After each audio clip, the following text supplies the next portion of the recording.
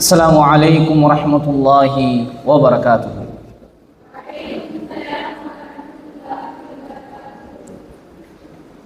إن الحمد لله نحمده ونستعينه ونستغفره ونؤمن به ونتوكل عليه ونعوذ بالله من شرور أنفسنا ومن سيئات أعمالنا. من يهده الله فلا مضل له ومن يضلله فلا هادي له. وأشهد أن لا إله إلا الله وحده لا شريك له وأشهد أن محمدا عبده ورسوله أما بعد. وقال تعالى في القرآن الكريم القرآن المجيد: أعوذ بالله من الشيطان الرجيم بسم الله الرحمن الرحيم. يا أيها الناس اتقوا ربكم الذي خلقكم من نفس واحدة وخلق منها زوجها وبث منهما رجالا كثيرا ونساء واتقوا الله الذي تساءلون به والأرحام إن الله كان عليكم رقيبا. وقال أيضا: يا أيها الذين آمنوا اتقوا الله حق تقاته ولا تموتن إلا وأنتم مسلمون. وقال نبينا محمد صلى الله عليه وسلم: خيركم من تعلم القرآن وعلمه كما قال عليه الصلاة والسلام. எல்லா புகழும் ஏகிரமனாகிய அல்லாஹ் ஒருவனுக்கு மாத்திரம் உரித்தானதாக. அவனுடைய சாந்தியும் சமாதானமும் நாமெல்லாம் உயிர்விட மேலாக நேசிக்கக்கூடிய உத்தம சத்திய தூதர் முஹம்மது நபி ஸல்லல்லாஹு அலைஹி வஸல்லம் அவர்கள் மீதும் அவர்களை பின்பற்றி வாழ்ந்த சத்திய சஹாபாக்கள், தபிஈன்கள், தபா தபிஈன்கள், சுஹதாக்கள், இமாம்கள், நல்லோர்கள் அனைவர்கள் மீதும் இன்னும் உங்கள் மீதும் எம் மீதும் ஒட்டுமொத்த இஸ்லாமிய சகோதர சகோதரிகள் மீதும் அல்லாஹுடைய சாந்தியும் சமாதானமும் என்றும் என்றென்றும் நின்று நிலவட்டுமாக என பிரார்த்தனை செய்தவனாய், அன்பார்ந்த இஸ்லாமிய சொந்தங்களே, உறவுகளே, அல்லாஹ் நம்மை நேசிக்க வேண்டும் என்று சொன்னால் நாம் எப்படிப்பட்ட ஒரு மக்களாக நாம் வாழ வேண்டும், என்னென்ன விஷயங்களை எல்லாம் அல்லாஹ் நேசிக்கிறான். அல்லாஹ் ரப்பல் ஆலமீன் குர்ஆனிலே சொல்லும் பொழுது இன்னாரை நாம் நேசிக்கிறோம் என்று சில பண்புள்ள மனிதர்களை பற்றி அல்லாஹ் பேசுவான். அப்படிப்பட்ட பண்புகளை நம்முடைய வாழ்க்கையை நாங்கள் கொண்டு வரும் பொழுது அல்லாஹ் நம்மை நேசிக்கக்கூடிய மக்களாக நாம் மாறலாம். நாமும் அல்லாஹுவை அளவு கடந்து நேசம் செய்யக்கூடியவர்களாக இருக்க வேண்டும். அன்பார்ந்தவர்களே, நம்மை படைத்த ரப்பை நேசிப்பதை விட வேறு என்ன நமக்கு இருக்கிறது? நம்மை படைத்த நம்முடைய அல்லாஹுவை நேசிப்பதை விட வேறு என்ன நமக்கு வேண்டும்? ஆக நாமும் அல்லாஹுவை அளவு கடந்து நேசிக்க வேண்டும். அதே நேரத்தில் என்னை படைத்த ரப்புனுடைய நேசம் நமக்கு வேண்டும். அதற்காக வேண்டி நாம் என்ன வேண்டுமானாலும் செய்யலாம். அன்பார்ந்தவர்களே, இந்த உலகத்தில் வாழும் பொழுது எத்தனையோ நபர்கள் தான் நேசிக்கக்கூடிய, உலகத்தில் வாழ்ந்து மறையக்கூடிய ஒரு படைப்பை நேசிப்பதற்காக வேண்டி எந்த எல்லைக்கும் செல்கிறார்கள், எதையும் செய்வதற்கு துணிகிறார்கள். ஆனால் என்னை படைத்த எனது ரப்பான அல்லாஹுவை நேசிக்க வேண்டும், அவருடைய நேசம் கிடைக்க வேண்டும், அல்லாஹுடைய நேசம் நமக்கு கிடைக்க வேண்டும் என்பதற்காக வேண்டி நாம் என்ன செய்திருக்கிறோம்? எதை நாங்கள் செய்து அல்லாஹுடைய நேசத்தை பெறுவதற்காக முயற்சி எடுத்திருக்கிறோம்? உலகத்தில் இருக்கக்கூடிய ஒரு மனிதனுடைய நேசம் வேண்டும் என்பதற்காக வேண்டி என்னென்னமோ செய்வதற்கு இந்த உலகத்தில் இருக்கக்கூடிய மனித சமுதாயம் என்னென்னமோ செய்வதற்கு முன்வருகிறது. ஆனால் என்னை படைத்து பரிபாலிக்கக்கூடிய எனது ரப்பை நான் நேசிக்க வேண்டும், அந்த ரப்பனுடைய நேசம் எனக்கு கிடைக்க வேண்டும் என்பதற்காக வேண்டி நாம் என்ன விஷயங்களை செய்து வருகிறோம் என்பதை, அதற்கான என்ன முயற்சி நாங்கள் எடுத்திருக்கிறோம் என்பதையும் ஒரு கணம் நாம் சிந்தனை செய்து பார்க்க வேண்டும். அன்பார்ந்த உறவுகளே, அல்லாஹ்வுடைய நேசத்தை பெற வேண்டும் என்று சொன்னால் முதலில் அல்லாஹ்வையும் அவனது தூதரையும் பின்பற்றக்கூடியவராக இருக்க வேண்டும். அல்லாஹ்வையும் அவனது தூதரையும் நாம் பின்பற்றக்கூடியவர்களாக இருக்க வேண்டும். அல்லாஹ் எதை எமக்கு கற்றுக் கொடுத்தான், எதை செய்ய சொன்னான், எதை செய்ய வேண்டாம் என்று எமக்கு அல்லாஹ் தடுத்திருக்கிறான், எமது தூதர் எதையெல்லாம் அனுமதித்திருக்கிறார்கள், இதை செய்ய சொன்னார்கள், இதை விட்டு விலகிருங்கள் என்று சொன்னார்கள், எதையெல்லாம் எச்சரித்தார்கள், இதையெல்லாம் விட்டு நாம் விலகி இருக்கும் பொழுது, அதற்கு கட்டுப்பட்டு நடக்கும் பொழுது நாம் அல்லாஹுடைய நேசத்தை நாம் பெறலாம். அல்லாஹ் ரப்பல் ஆலமீன் குர்ஆனிலே பதிவு செய்வான். 3வது அத்தியாயத்தினுடைய 31வது வசனத்தில் அல்லாஹ் பதிவு செய்வான். குல் இன் குன்தும் துஹிப்புனல்லாஹ் ஃபத்தபிஊனி. நபியே, நீங்கள் கூறுங்கள், நீங்கள் அல்லாஹ்வை நேசித்தால் என்னை பின்பற்றுங்கள். நபியே, நீங்கள் சொல்லுங்கள், நீங்கள் அல்லாஹ்வை நேசித்தால் என்னை நீங்கள் பின்பற்றுங்கள். யுஹ்பிபுகுமுல்லாஹ், அல்லாஹ் உங்களை நேசிப்பான். நீங்கள் என்னை பின்பற்றினால் யுஹ்பிபுகும், அல்லாஹ் உங்களை நேசிப்பான். வயக்ஃபிரு லக்கும், அல்லாஹ் உங்களுக்கு இன்னும் பாவ மன்னிப்பை கொடுப்பான். துனூபக்கும், உங்களுடைய பாவங்களை எல்லாம் அல்லாஹ் மன்னிப்பான்.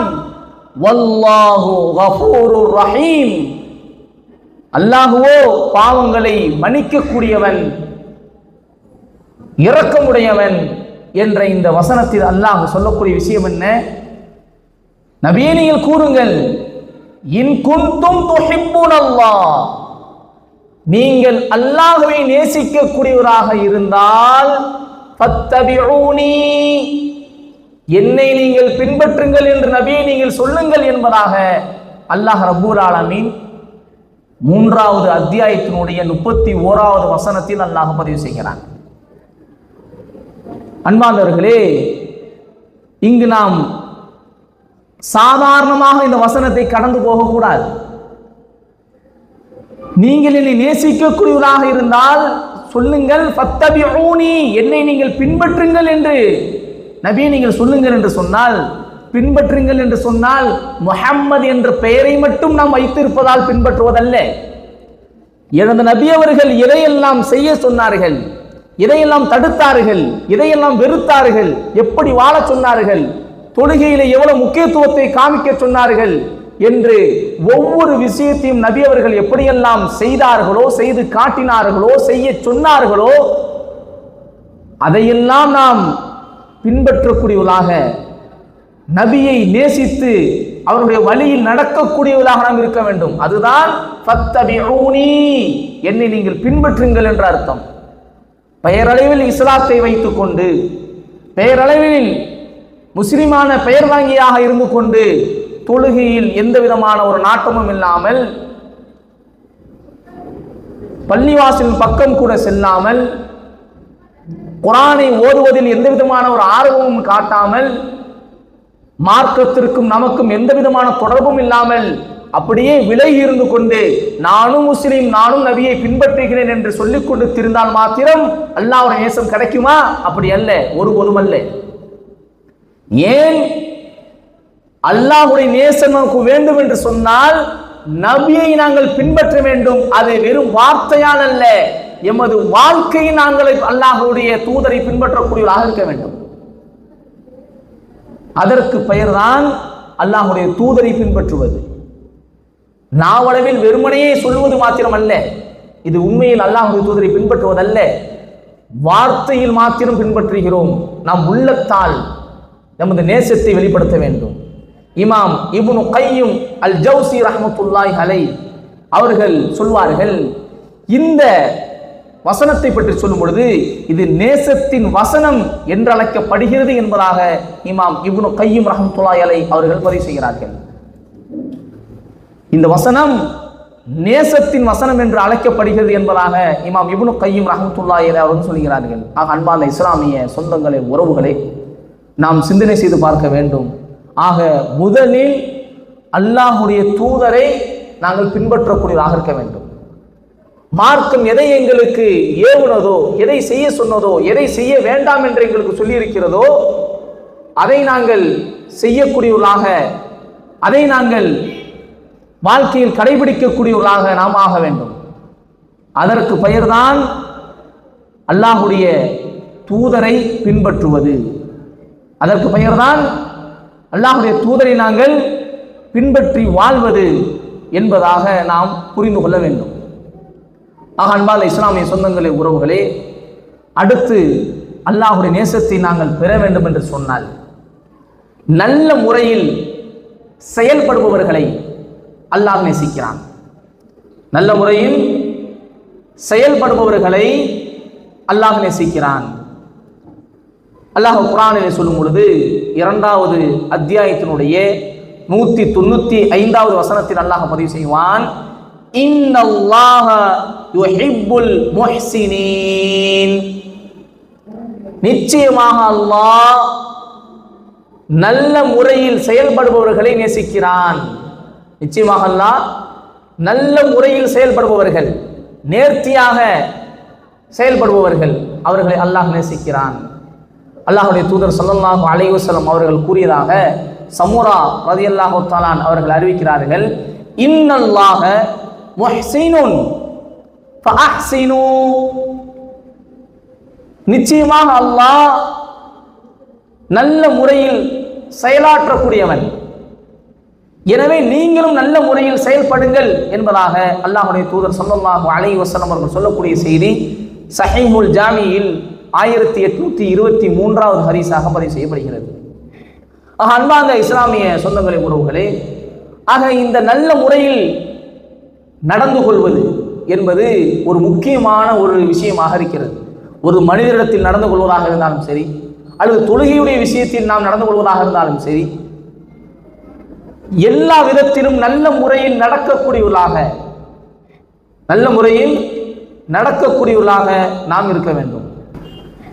அப்போ இந்த இஹ்சான் என்று சொல்லக்கூடிய நல்ல முறையில் நடந்து கொள்ளக்கூடிய விஷயம் இருக்கிறதே, இது மிகவும் முக்கியமான ஒரு விஷயம்.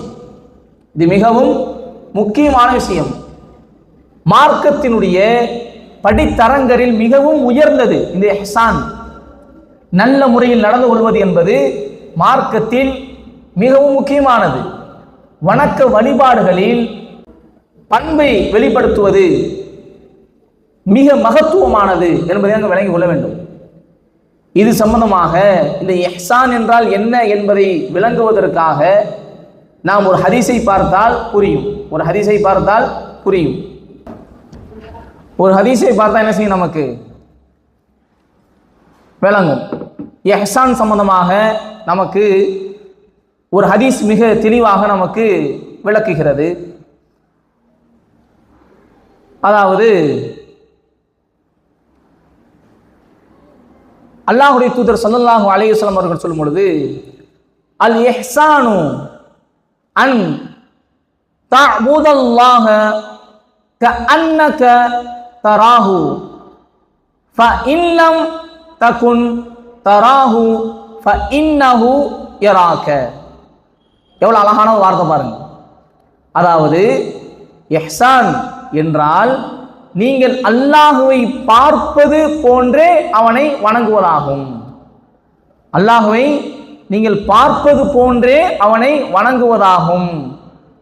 அப்படி இல்லையா, நீங்கள் அவனை பார்க்காவிட்டாலும் அவன் நிச்சயமாக உங்களை பார்த்து கொண்டுதான் இருக்கிறான் என்ற இந்த எண்ணத்தை உள்ளத்தில் நாம் ஏந்தியவர்களாக, அந்த எண்ணத்தை உள்ளத்தில் நாங்கள் வைத்தவர்களாக நாம் அல்லாஹுவை வணங்குவது.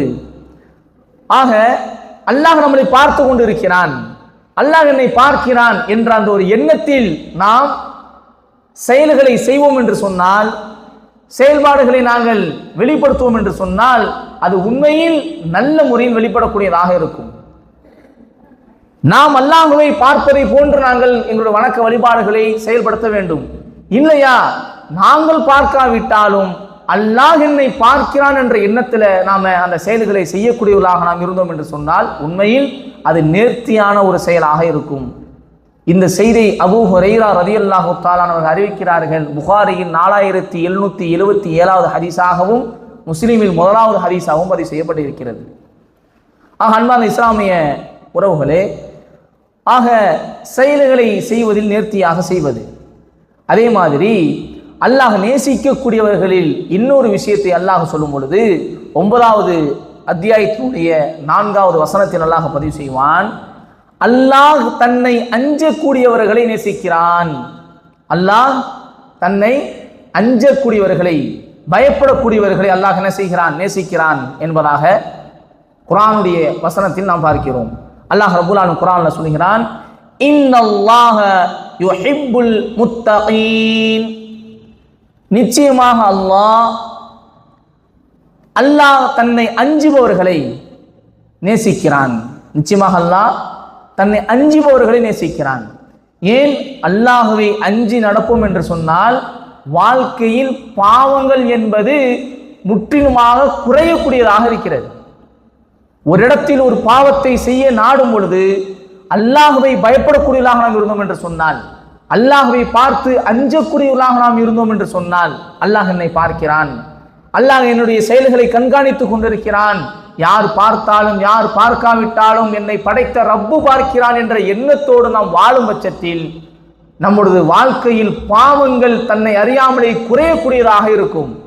நாம் யார் பார்த்தாலும் யார் பார்க்காவிட்டாலும் எனது ரப்பு என்னை பார்க்கிறான் என்று பாவத்தை விட்டு விலகக்கூடியவர்களாக இருப்போம், அநியாயத்தை விட்டு விலகக்கூடியவர்களாக இருப்போம், இப்படி அசிங்கங்களை விட்டு விலகி இருக்கக்கூடியவர்களாக இருப்போம். ஏன்? அல்லாஹ் என்னை பார்க்கிறான் என்ற எண்ணம். அந்த பயம் நமது வாழ்க்கையில் நல்ல அமல்களை செய்வதற்கு தூண்டும். இன்றைக்கு உலகத்தில் மனிதனால் படைக்கப்பட்ட தற்காலிகமாக கண்காணிக்கக்கூடிய சில கண்காணிப்பு கேமராக்களை பார்த்து பயப்படக்கூடிய மனிதன் எந்நேரமும் அல்லாஹ் என்னை கண்காணித்துக் கொண்டே இருக்கிறானே, உலகத்தில் எந்த மூலையில் எந்த முடுக்கில் நாம் அமர்ந்திருந்தாலும், காற்றே புகழாத இடத்தில் நாங்கள் ஒளிந்து கொண்டிருந்தாலும் அல்லாஹ் என்னை பார்த்து கொண்டுதான் இருக்கிறான். நான் பேசக்கூடிய ஒவ்வொரு செயலையும் ஒவ்வொரு வார்த்தையும் மலக்குகளை கொண்டு அல்லாஹ் பதிவு செய்து கொண்டுதான் இருக்கிறான். எதுவும் அவனை விட்டு மறையாது என்ற இந்த எண்ணம் நம்முடைய உள்ளத்தின் ஆழமாக இருந்தால் கண்டிப்பாக நாங்கள் பாவங்கள் செய்வதில் நாங்கள் தைரியம் கொள்ள மாட்டோம்.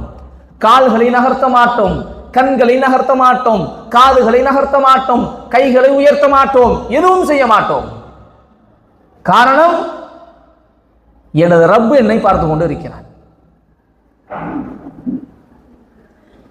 அல்லாஹ் என் செயல்பாடுகளை கணக்கெடுத்துக் கொண்டு இருக்கிறான். என் வார்த்தைகளை மலக்குகளை கொண்டு பதிவு செய்யப்பட்டு கொண்டே இருக்கிறது. உலகத்தில் யார் பார்த்தாலும் யார் பார்க்காவிட்டாலும், உலகத்தில் யார் என்னை கேள்வி கேட்டாலும் கேட்காவிட்டாலும், நாளை மறுமையில் நான் செய்த ஒவ்வொரு செயலுக்கும், நான் பேசிய ஒவ்வொரு வார்த்தைக்கும் நான் பதில் சொல்லியே ஆக வேண்டும் என்ற அந்த ஒரு எண்ணம், ஒரு பயம் நமது உள்ளத்தில் இருக்கும்போது கண்டிப்பான முறையில் நாம் பாவங்களை செய்வதில் தைரியம் கொள்ள மாட்டோம். ஆக இப்படி யார் அல்லாஹ்வை பயந்து வாழ்வார்களோ அவர்களுக்கு அல்லாஹ் பல வெகுமதிகளை கொடுக்கிறான். அதில் முக்கியமான ஒன்று அல்லாஹுடைய நேசம் நமக்கு கிடைக்கிறது. அல்லாஹுடைய நேசம் நமக்கு கிடைக்கிறது. பிறகு அல்லாஹுவை நேசிக்கக்கூடியவர்களாக நாம் மாற வேண்டும். அதே போன்று அல்லாஹ் நம் மீது நேசம் செலுத்த வேண்டும், நம்மை நேசிக்க வேண்டும் என்று சொன்னால் அல்லாஹுவை முழுமையாக சார்ந்திருக்கக்கூடியவர்களாக நாம் ஆக வேண்டும். அல்லாஹுவை எப்படி பயந்தவர்களாக இருக்கிறோமோ அதே போன்று அல்லாஹுவை முழுமையாக நாம் சார்ந்தவர்களாக, அவன் பக்கம் நமது பொறுப்புகளை சாட்டியவர்களாக நாம் இருப்போம் என்று சொன்னால் அவர்களை அல்லாஹ் நேசிக்கிறான், அவர்களை அல்லாஹ் நேசிக்கிறான். அன்பார்ந்தவர்களே, ஆக நாம் அல்லாஹ்வின் பக்கம் சார்ந்தவர்களாக இருக்க வேண்டும். அல்லாஹ் குர்ஆனில் 3வது அத்தியாயத்தினுடைய 159வது வசனத்தில் அல்லாஹ் பதிவு செய்வான், இன்னல்லாஹ யுஹிப்புல் முத்தவக்கிலீன். இன்னல்லாஹ யுஹிப்புல் முத்தவக்கிலீன். நிச்சயமாக அல்லாஹ் தன்னை முழுமையாக சார்ந்து இருப்பவர்களை நேசிக்கின்றான்.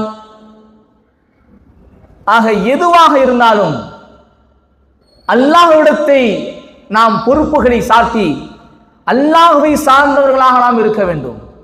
என் கரத்திலிருந்து எதுவும் நடக்கப் போவதல்ல, என்னுடைய விஷயத்தை நான் செய்து முடிப்பவன் அல்ல, எல்லாம் அல்லாஹ்வுடைய புறத்திலிருந்து தான் நடக்கிறது. அது நன்மையோ தீமையோ எதுவாக இருந்தாலும் அல்லாஹ்வின் ஆட்டத்தின் அடிப்படையில் தான் இருக்கிறது. அல்லாஹ்வே சார்ந்திருப்போம்.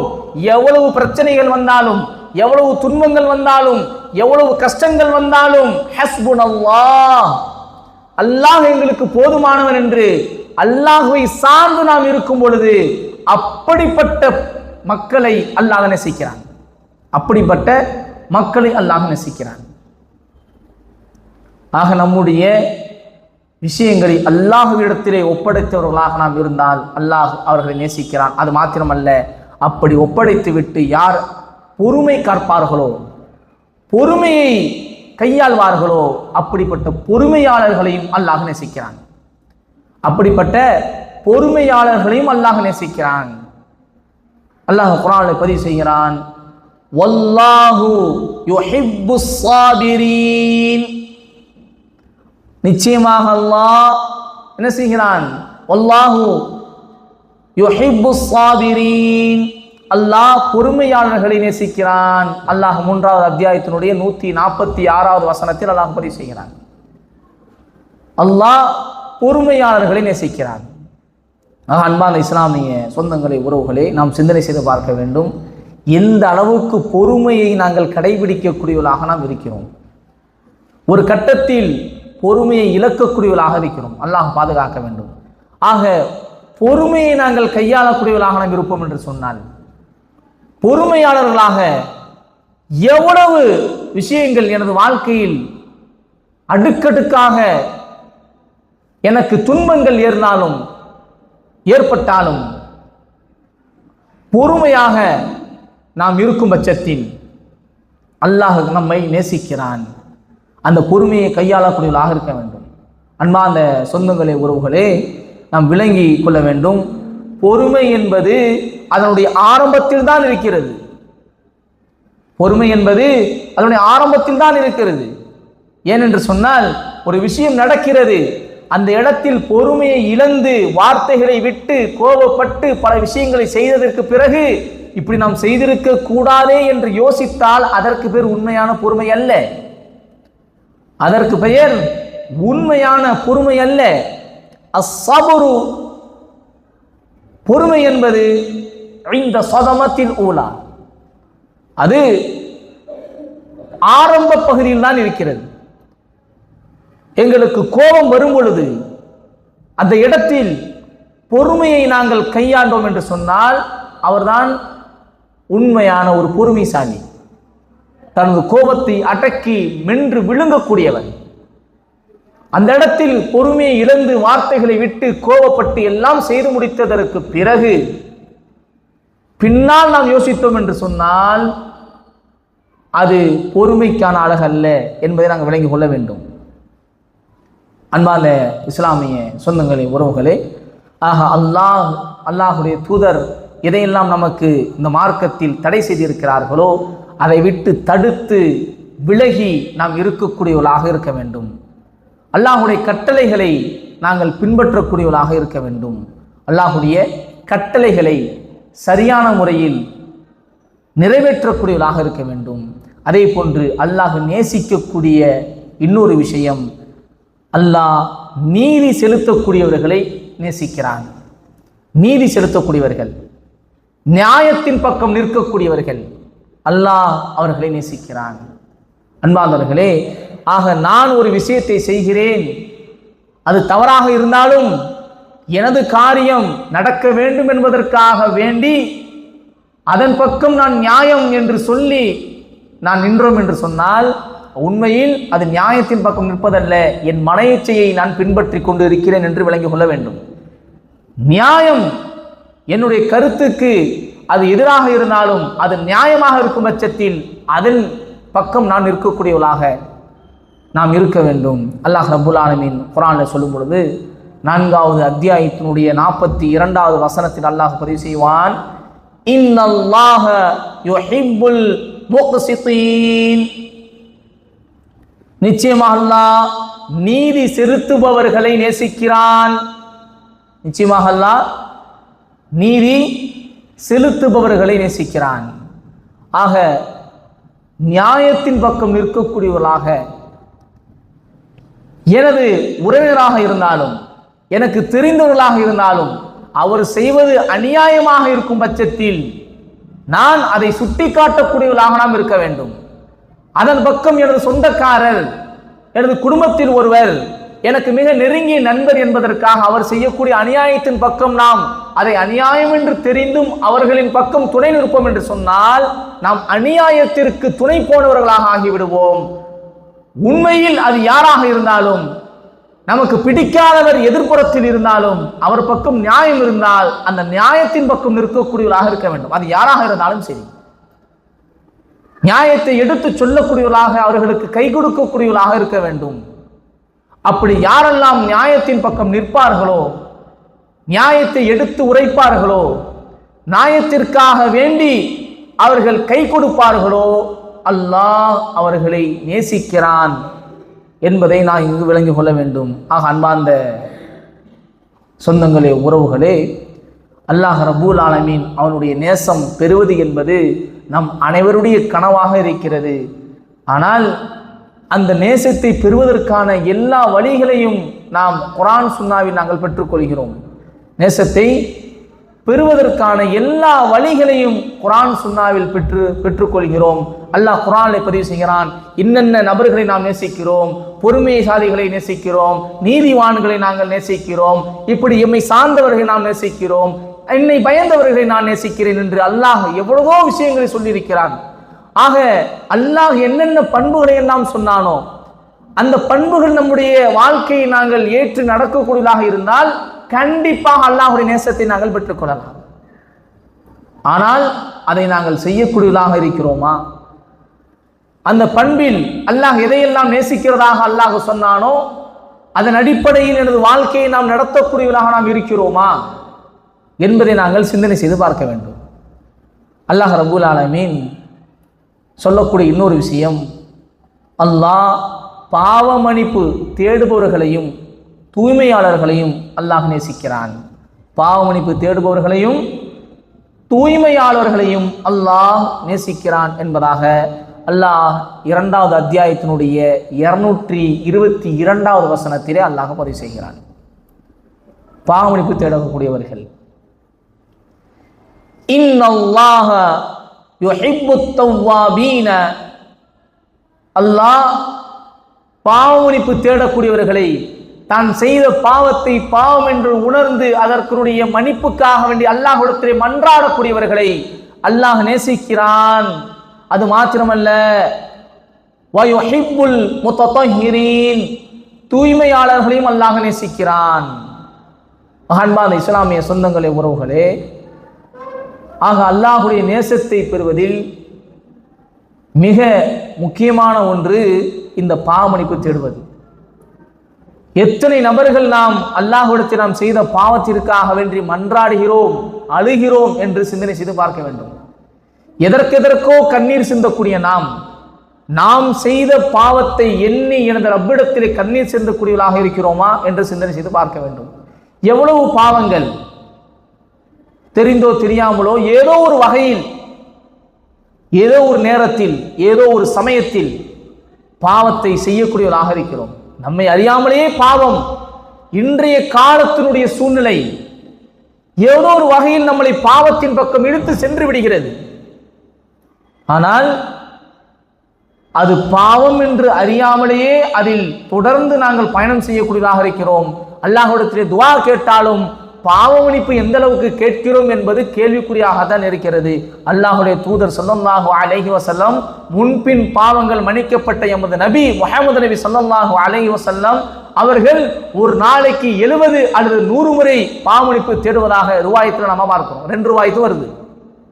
ஒரு நாளைக்கு 70 அல்லது 100 முறை அல்லாஹ்விடத்திலே பாவமன்னிப்பு தேடுகிறார்கள். அன்பானவர்களே, முன்பின் பாவங்கள் மன்னிக்கப்பட்ட நமது நபி அவர்களே ஒரு நாளைக்கு 70 என்று அல்லது 100 அல்லது பாவமன்னிப்பு கேட்கிறார்கள் என்று நாம் ஹதீஸில் பார்க்கிறோமே.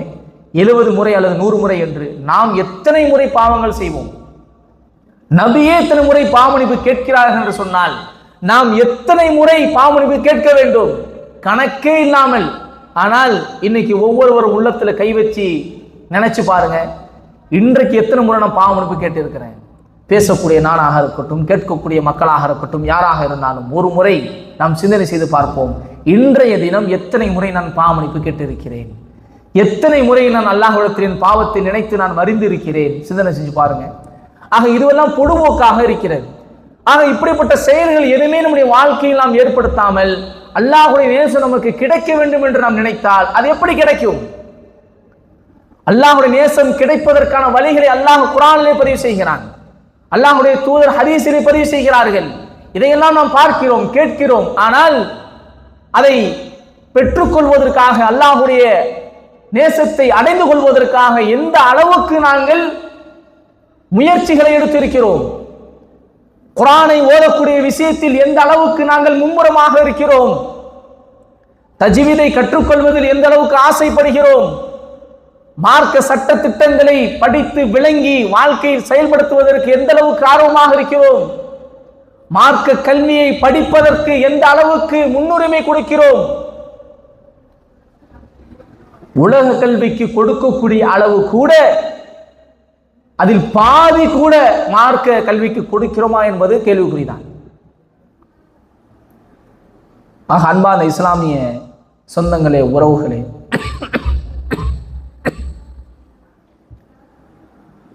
அல்லாஹ்வுடைய நேசம் கிடைக்க வேண்டும் என்று சொன்னால் நாம் எந்த விதமான முயற்சியும் செய்யாமல் அதை பெற்றுக்கொள்ள முடியாது. ஆக இங்க ஒரு சில விஷயங்கள் மட்டும்தான் பதிவு செய்திருக்கிறோம். இன்னும் நிறைய விஷயங்கள் இருக்கிறது. ஆக நாம் இதுவரைக்கும் பார்த்த இந்த விஷயங்களையாவது நாங்கள் செய்வோம் என்று சொன்னால், கடைபிடிப்போம் என்று சொன்னால், கண்டிப்பாக அல்லாஹ்வுடைய நேசத்தை நாங்கள் பெறுவதற்கான வாய்ப்புகளை பெற்றுக்கொள்ளலாம். ஆனால் இதிலேயும் நாங்கள் கவனக்குறைவாக பொடுபோக்காக இருப்போம் என்று சொன்னால், அல்லாஹ்வுடைய நேசம் என்பது நாம் வார்த்தையால் சொல்லிக்கொண்டே இருக்க வேண்டியதுதான். அல்லாஹ் பாதுகாக்க வேண்டும், அல்லாஹ் பாதுகாக்க வேண்டும். ஆக அன்பான இஸ்லாமிய சொந்தங்களே, உறவுகளே, அல்லாஹ்வை அதிகமாக நேசிக்கக்கூடியவர்களாக நாம் மாறுவோம்.